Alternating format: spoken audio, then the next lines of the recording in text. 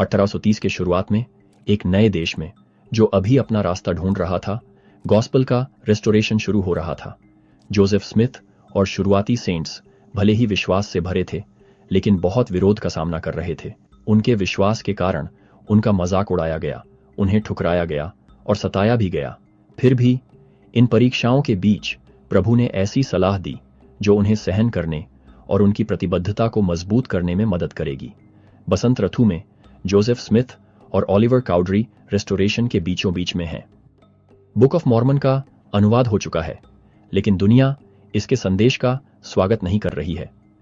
लोग जोसेफ और उनके अनुयायियों को धमकी देते हैं और जोसेफ और ओलिवर दोनों ही घबराहट महसूस करते हैं।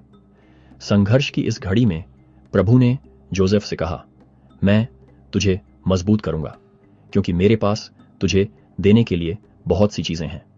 ये शब्द सिर्फ जोसेफ के लिए नहीं थे, ये सभी सेंट्स के लिए थे।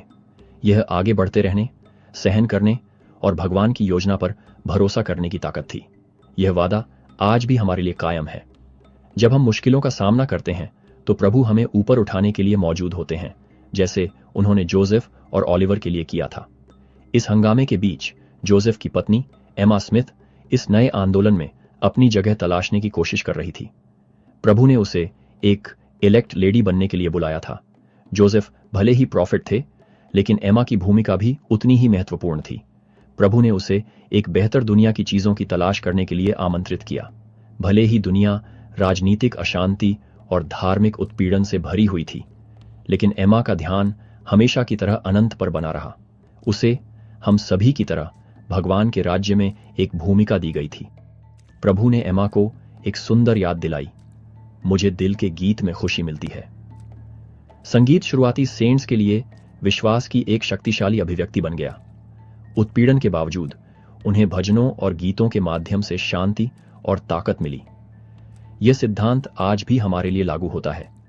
जब हम चुनौतियों का सामना करते हैं तो संगीत हमें ऊपर उठा सकता है, जिससे हमें उन चीजों पर ध्यान केंद्रित करने में मदद मिलती है जो वास्तव में मायने रखती हैं, भगवान और उनकी शांति से हमारा संबंध। प्रभु ने एमा से अपने कवनेंट्स पर टिके रहने का आग्रह किया। ये कवनेंट्स एक जीवन रेखा थे, उस अनंत दृष्टिकोण की याद दिलाते थे जिसे वह बनाए रखने का प्रयास कर रही थी। एमा की तरह हम सभी को अपने कवनेंट्स पर टिके रहने की जरूरत है। जब जीवन कठिन हो जाता है तो वे हमारी नींव होते हैं, हमें हमारे शाश्वत उद्देश्य की याद दिलाते हैं। प्रभु ने सेंट्स को एकता के महत्व के बारे में